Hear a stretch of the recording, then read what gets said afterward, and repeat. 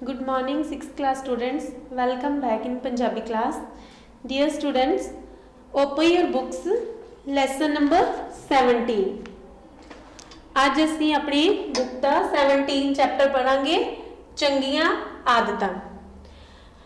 बेटा इस चैप्टर में ਅਸੀਂ पढ़ांगे कि आदतां ਜਿਹੜੀਆਂ ਨੇ ਉਹ ਦੋ ਪ੍ਰਕਾਰ ਦੀਆਂ ਹੁੰਦੀਆਂ ਹਨ। ਕੁਝ ਆਦਤਾਂ ਜਿਹੜੀਆਂ ਨੇ ਉਹ ਚੰਗੀਆਂ ਹੁੰਦੀਆਂ ਹਨ ਤੇ ਕੁਝ ਆਦਤਾਂ ਮਾੜੀਆਂ ਹੁੰਦੀਆਂ ਹਨ। बेटा वेखो जिवें कि तुहाडी एज दे हिसाब नाल मैं तुहानूं दस्सां कि ਜਿਹੜੀਆਂ ਚੰਗੀਆਂ ਆਦਤਾਂ ਹਨ, ਜਿਹੜੇ गुड मैनर्स ਹਨ, ਉਹ ਅਸੀਂ ਸਾਨੂੰ ਅਡਾਪਟ ਕਰਨ ਲੱਗਿਆਂ ਕਾਫੀ ਟਾਈਮ ਲੱਗ ਜਾਂਦਾ ਹੈ। ਲੇਕਿਨ ਜਿਹੜੀਆਂ ਮਾੜੀਆਂ ਆਦਤਾਂ ਹਨ ਉਹਦੇ ਅਸੀਂ ਆਦੀ ਬੜੀ ਜਲਦੀ ਹੋ ਜਾਂਦੇ ਹਾਂ। ਸਾਨੂੰ ਸਾਡੇ ਪੇਰੈਂਟਸ, ਸਾਡੇ ਟੀਚਰਸ ਹਮੇਸ਼ਾ ਹੀ ਸਾਨੂੰ ਚੰਗੀਆਂ ਆਦਤਾਂ ਹੀ ਗ੍ਰਹਿਣ ਕਰਨ ਵਾਸਤੇ ਕਹਿੰਦੇ ਹਨ। ਲੇਕਿਨ कई बार बच्चा जिहड़ा आ वो ना समझ होने के कारण उसनूं इन्हां गल्लां दा ज़्यादा ध्यान नहीं रहिंदा ते इस करके वो माड़ियां आदतां दा शिकार हो जाता है। इस पाठ विच असीं एक बच्चे बारे पढ़ांगे जिसका नाम है हरिंदर। ठीक है स्टूडेंट्स, ये बच्चा बहुत ही इंटैलीजेंट हुंदा है। ये अपनी क्लास विच हुशियार बच्चा है, बहुत ही आग्याकार है। वो सारा ही अपना काम जो है वो टाइम दे नाल करता है, अपने पेरेंट्स का भी बहुत ज़्यादा कहना मानता है, स्कूल का काम भी टाइम नाल करता है, खेडदा भी है। बहुत ही सियाना बच्चा है ते हर साल अपनी क्लास का वो मोनीटर बनता है। फिर एक दिन की हुंदा है कि उसकी क्लास विच एक रामू नां दा बच्चा हुंदा है। रामू जो हुंदा है वो माड़ियां आदतां दा शिकार लड़का हुंदा है। रामू जो है वो विगड़िया हुंदा है ते बहुत ही खर्चा करने वाला लड़का हुंदा है। वो अपने घरों पैसे जिहड़े है चोरी करके लियाउंदा है ते स्कूल आके अद्धी छुट्टी वेले वो पैसे खर्चदा है। इस तरह वो बहुत ही ਉਹਦੇ ਉੱਪਰ बुरियां आदतां दा प्रभाव हुंदा है। ਉਹ हरिंदर दे ना हरिंदर ਨੂੰ अपना दोस्त बना लैंदा है ते हरिंदर उस दे संगत विच पै जांदा है।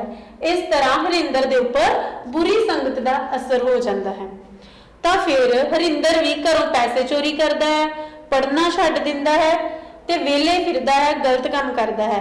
इसे करके ही तुहाडे हमेशा ही तुहाडे पेरेंट्स भी ते असीं टीचर भी तुहानूं बेटा यही शिक्षा दिंदे हां कि सानूं बुरी संगत तो बचना चाहिदा है।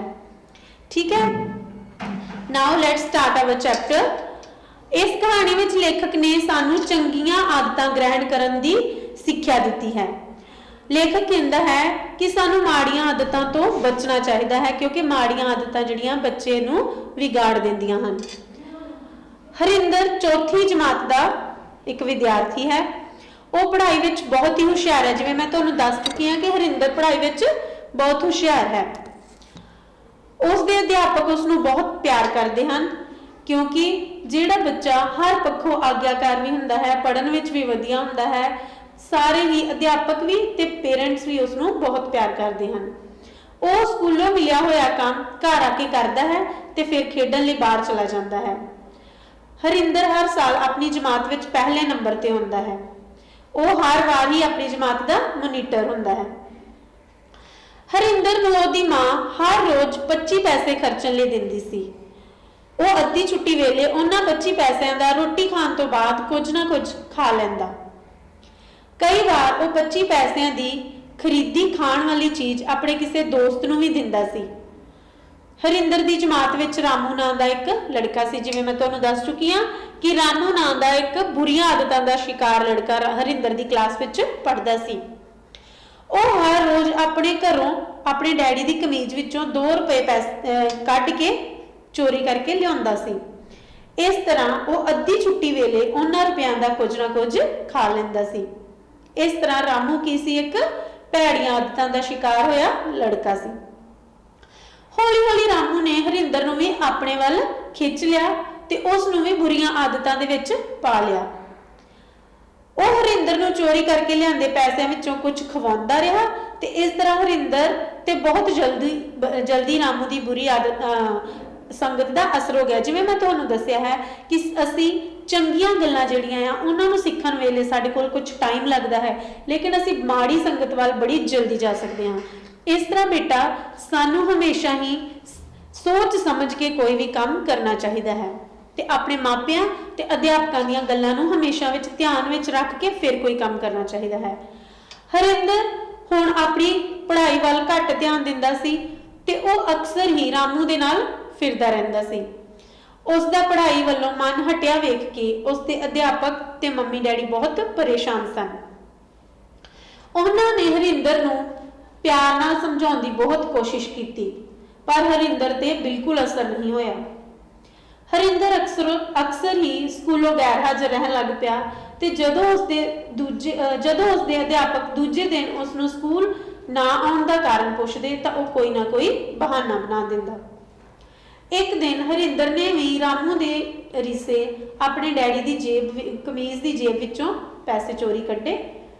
ਰਾਤ ਪੈ ਗਈ ਸੀ। ਰਾਮੂ ਵਾਂਗ ਹੁਣ ਹਰਿੰਦਰ ਵੀ ਆਪਣੇ ਡੈਡੀ ਵੱਲ ਵੇਖ ਰਿਹਾ ਸੀ ਕਿ ਕਦੋਂ ਡੈਡੀ ਜਿਹੜੇ ਨੇ ਉਹ ਕਮੀਜ਼ ਲਾ ਕੇ ਟੰਗਣ ਤੇ ਕਦੋਂ ਮੈਂ ਪੈਸੇ ਚੋਰੀ ਕਰਕੇ ਆਪਣੀ ਕਿਸੇ ਕਿਤਾਬ ਵਿੱਚ ਰੱਖਾਂ। ਕੁਝ ਚਿਰ ਪਿੱਛੋਂ ਹਰਿੰਦਰ ਦੇ ਡੈਡੀ ਨੇ ਆਪਣੀ ਕਮੀਜ਼ ਲਾ ਕੇ ਟੰਗ ਦਿੱਤੀ। ਹਰਿੰਦਰ ਨੇ ਅੱਖ ਬਚਾ ਕੇ ਆਪਣੇ ਡੈਡੀ ਦੀ ਕਮੀਜ਼ ਵਿੱਚੋਂ 2 ਰੁਪਏ ਦਾ ਨੋਟ ਕੱਢ ਕੇ ਆਪਣੇ ਬੈਗ ਵਿੱਚ ਲੁਕਾ ਲਿਆ। ਜਦੋਂ ਦੂਜੇ ਦਿਨ ਰਾਮੂ ਨੇ ਹਰਿੰਦਰ ਨੂੰ ਆਪਣੇ ਡੈਡੀ ਦੀ ਜੇਬ ਵਿੱਚੋਂ ਚੋਰੀ ਲਿਆਂਦੇ ਪੈਸੇ ਖਰਚਣ ਲਈ ਵਿਖਾਏ ਤਾਂ ਰਾਮੂ ਦੀ ਖੁਸ਼ੀ ਦੀ ਕੋਈ ਹੱਦ ਨਾ ਰਹੀ, ਕਿਉਂਕਿ ਰਾਮੂ ਨੂੰ ਖੁਸ਼ੀ ਹੋ ਗਈ ਕਿ ਮੈਂ ਹਰਿੰਦਰ ਨੂੰ ਵੀ ਆਪਣੇ ਵਾਂਗ ਬਣਾ ਲਿਆ ਹੈ। ਰਾਮੂ ਸੋਚਣ ਲੱਗਾ ਕਿ ਉਸ ਨੂੰ ਵੀ ਚੋਰੀ ਕਰਨ ਦੀ ਆਦਤ ਪੈ ਗਈ ਹੈ। ਰਾਮੂ ਤੇ ਹਰਿੰਦਰ ਹੁਣ ਇਕੱਠੇ ਹੀ ਅੱਧੀ ਛੁੱਟੀ ਵਾਲੇ ਪੈਸੇ ਖਰਚਦੇ ਸਨ ਤੇ ਸਾਰਾ ਦਿਨ ਇਸ ਤਰ੍ਹਾਂ ਹੀ ਫਿਰਦੇ ਰਹਿੰਦੇ ਸਨ, ਕਲਾਸ ਵਿੱਚ ਵੀ ਨਹੀਂ ਸਨ ਆਉਂਦੇ। ਇੱਕ ਦਿਨ ਹਰਿੰਦਰ ਆਪਣੇ ਡੈਡੀ ਦੀ ਜੇਬ ਵਿੱਚੋਂ ਜਦੋਂ ਪੈਸੇ ਕੱਢ ਰਿਹਾ ਸੀ ਤੇ ਉਸ ਦੇ ਡੈਡੀ ਨੇ ਉਸ ਨੂੰ ਵੇਖ ਲਿਆ।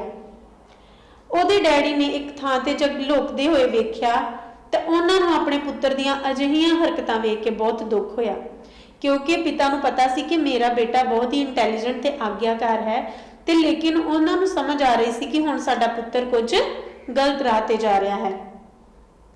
ਹਰਿੰਦਰ ਨੇ ਜੇਬ ਵਿੱਚੋਂ 2 ਰੁਪਏ ਦਾ ਨੋਟ ਕੱਢ ਕੇ ਆਪਣੇ ਬੈਗ ਵਿੱਚ ਇੱਕ ਕਿਤਾਬ ਵਿੱਚ ਰੱਖ ਲਿਆ। ਹਰਿੰਦਰ ਦੇ ਡੈਡੀ ਨੇ ਸਾਰੀ ਘਟਨਾ ਆਪਣੀ ਪਤਨੀ ਨੂੰ ਦੱਸੀ। ਦੂਜੇ ਦਿਨ ਸਵੇਰ ਹੋਣ ਸਾਰ ਹੀ ਜਦੋਂ ਸਕੂਲ ਜਾਣਾ ਸੀ ਬੱਚੇ ਨੇ, ਹਰਿੰਦਰ ਨੂੰ ਆਪਣੇ ਕੋਲ ਉਸ ਦੇ ਡੈਡੀ ਨੇ ਬੁਲਾਇਆ ਤੇ ਉਸ ਨੂੰ ਪਿਆਰ ਨਾਲ ਪੁੱਛਣ ਲੱਗੇ, ਹਰਿੰਦਰ ਪੁੱਤਰ, ਮੇਰੀ ਕਮੀਜ਼ ਦੀ ਜੇਬ ਵਿੱਚ 1-2 ਰੁਪਏ ਦਾ ਨੋਟ ਸੀ, ਕਿਤੇ ਤੂੰ ਤਾਂ ਨਹੀਂ ਵੇਖਿਆ? ਨਹੀਂ ਡੈਡੀ ਜੀ, ਮੈਂ ਨਹੀਂ ਲਿਆ, ਹਰਿੰਦਰ ਨੇ ਕਿਹਾ। ਪਰ ਹਰਿੰਦਰ ਥੋੜਾ ਘਬਰਾਇਆ ਹੋਇਆ ਵੀ ਸੀ। ਚੰਗਾ, ਜਾ ਆਪਣਾ ਬਸਤਾ ਲੈ ਕੇ ਆ। ਤੇ ਉਸਦੇ ਪਿਤਾ ਦੇ ਕਹਿਣ ਤੇ ਹਰਿੰਦਰ ਆਪਣਾ ਬੈਗ ਲੈ ਕੇ ਆਇਆ, ਪਰ ਉਹ ਬਹੁਤ ਹੀ ਘਬਰਾਇਆ ਹੋਇਆ ਸੀ ਕਿਉਂਕਿ ਉਸਨੂੰ ਪਤਾ ਸੀ ਕਿ ਮੇਰੀ ਚੋਰੀ ਫੜੀ ਜਾਣੀ ਹੈ। ਆਪਣੇ ਬਸਤੇ ਵਿੱਚੋਂ ਸਾਰੀਆਂ ਕਿਤਾਬਾਂ ਕੱਢ ਕੇ ਮੈਨੂੰ ਵਿਖਾ, ਉਸਦੇ ਡੈਡੀ ਨੇ ਕਿਹਾ। ਹਰਿੰਦਰ ਆਪਣੇ ਬਸਤੇ ਵਿੱਚੋਂ ਸਾਰੀਆਂ ਕਿਤਾਬਾਂ ਇੱਕ-ਇੱਕ ਕਰਕੇ ਕੱਢ ਰਿਹਾ ਸੀ। ਹਰਿੰਦਰ ਦੇ ਡੈਡੀ ਕਿਤਾਬਾਂ ਨੂੰ ਉਸਦੇ ਸਾਹਮਣੇ ਫੋੜ ਰਹੇ ਸਨ ਤੇ ਨਾਲ ਹੀ ਹਰਿੰਦਰ ਦੀ ਮੰਮੀ ਬੈਠੇ ਹੋਏ ਸਨ। ਬੇਟਾ ਵੇਖੋ, ਜਦੋਂ ਤੁਸੀਂ ਅਜਿਹੀਆਂ ਹਰਕਤਾਂ ਕਰਨ ਲੱਗਦੇ ਹੋ ਤੇ ਤੁਹਾਡੇ ਮਾਪਿਆਂ ਨੂੰ ਕਿੰਨਾ ਦੁੱਖ ਹੁੰਦਾ ਹੈ, ਕਿਉਂਕਿ ਉਹ ਕਿੰਨੀ ਮਿਹਨਤ ਨਾਲ ਤੁਹਾਨੂੰ ਪੜ੍ਹਾ ਰਹੇ ਹਨ, ਤੁਹਾਡੀਆਂ ਲੋੜਾਂ ਪੂਰੀਆਂ ਕਰ ਰਹੇ ਹਨ ਤੇ ਜੇਕਰ ਤੁਸੀਂ ਬੁਰੀ ਸੰਗਤ ਵਿੱਚ ਪੈ ਕੇ ਅਜਿਹੇ ਕੰਮ ਕਰੋਗੇ ਤੇ ਆਪਣੇ ਪੇਰੈਂਟਸ ਨੂੰ ਕਿੰਨਾ ਦੁਖੀ ਕਰੋਗੇ। ਇਸ ਕਰਕੇ ਹਮੇਸ਼ਾ ਹੀ ਸਹੀ ਰਸਤੇ ਤੇ ਚੱਲਣ ਦੀ ਕੋਸ਼ਿਸ਼ ਕਰੋ। ਫਿਰ ਜਦ ਉਹ ਬੈਗ ਫੋੜ ਰਹੇ ਸਨ ਤੇ ਉਸਦੇ ਪਿਤਾ ਨੇ ਉਹ 2 ਰੁਪਏ ਦਾ ਨੋਟ ਉਸਦੀ ਪੰਜਾਬੀ ਦੀ ਕਾਪੀ ਵਿੱਚੋਂ ਕਿਤਾਬ ਵਿੱਚੋਂ ਕੱਢਿਆ ਤੇ ਉਸਨੇ ਆਪਣੇ ਪੁੱਤਰ ਨੂੰ ਕਿਹਾ, ਬੇਟਾ ਇਹ ਪੈਸੇ ਕਿੱਥੋਂ ਆਏ ਹਨ? ਮੈਨੂੰ ਤਾਂ ਪਤਾ ਨਹੀਂ ਡੈਡੀ ਜੀ, ਮੈਂ ਨਹੀਂ ਰੱਖੇ। ਹਰਿੰਦਰ ਬੁਰੀ ਤਰ੍ਹਾਂ ਘਬਰਾ ਗਿਆ। ਹਰਿੰਦਰ ਦੇ ਡੈਡੀ ਨੇ ਠਾ ਕਰ ਦੀ ਚਪੇੜ ਉਸਦੇ ਮੂੰਹ ਤੇ ਮਾਰੀ। ਜਿਵੇਂ ਕਿ ਸਾਨੂੰ ਇਸ ਤਸਵੀਰ ਤੋਂ ਵੀ ਪਤਾ ਚੱਲ ਰਿਹਾ ਹੈ ਕਿ ਹਰਿੰਦਰ ਦੇ ਡੈਡੀ ਹੁਣ ਬਹੁਤ ਹੀ ਗੁੱਸੇ ਵਿੱਚ ਸਨ ਤੇ ਉਹਨਾਂ ਨੇ ਠਾ ਕਰ ਦੀ ਚਪੇੜ ਹਰਿੰਦਰ ਦੇ ਮੂੰਹ ਤੇ ਮਾਰੀ। ਉਸਦੇ ਮੰਮੀ ਵੀ ਉਸਦੇ ਪਿਤਾ ਦੇ ਨਾਲ ਹੀ ਹਰਿੰਦਰ ਵੱਲ ਬਹੁਤ ਹੀ ਗੁੱਸੇ ਨਾਲ ਵੇਖ ਰਹੇ ਸਨ। ਇਹ 2 ਰੁਪਏ ਤਾਂ ਤੂੰ ਰਾਤ ਨੂੰ ਮੇਰੀ ਕਮੀਜ਼ ਵਿੱਚੋਂ ਕੱਢੇ ਸਨ, ਜਦ ਤੂੰ ਪੈਸੇ ਕੱਢ ਰਿਹਾ ਸੀ ਤਾਂ ਮੈਂ ਵੇਖ ਲਿਆ ਸੀ, ਹਰਿੰਦਰ ਦੇ ਡੈਡੀ ਨੇ ਹਰਿੰਦਰ ਨੂੰ ਕਿਹਾ। ਉਹਨਾਂ ਨੇ ਹਰਿੰਦਰ ਦਾ ਕੁੱਟ-ਕੁੱਟ ਕੇ ਬੁਰਾ ਹਾਲ ਕਰ ਦਿੱਤਾ। ਉਹ ਰੋ ਰਿਹਾ ਸੀ ਪਰ ਉਸ ਨੂੰ ਚੁੱਪ ਕਰਵਾਉਣ ਵਾਲਾ ਕੋਈ ਨਹੀਂ ਸੀ, ਕਿਉਂਕਿ ਉਸਦੇ ਮੰਮੀ ਤੇ ਪਾਪਾ ਦੋਨੋਂ ਹੀ ਉਸ ਨਾਲ ਨਾਰਾਜ਼ ਸਨ।